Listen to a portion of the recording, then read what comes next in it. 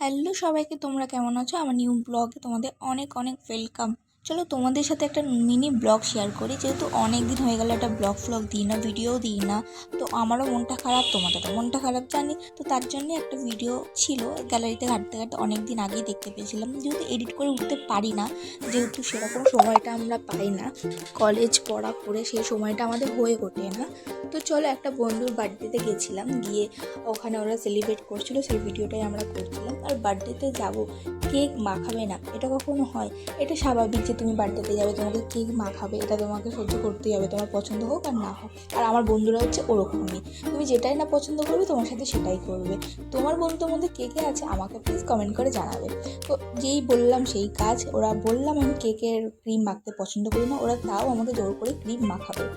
যাই হোক, এখানে তারপরে কেক কাটিংয়ের পর সবাই দেখি না নাচছে, তো সেটা একটু ভিডিও করছিলাম। আর ভালোও লাগছিল, যেহেতু অনেক দিন পর যখন কোথাও যায় না, এরকম এনজয় দেখে খুব মজাও লাগে। তারপরে খেতেও বসে গেছিলাম, অনেকটা রাত হয়ে গেছিলো।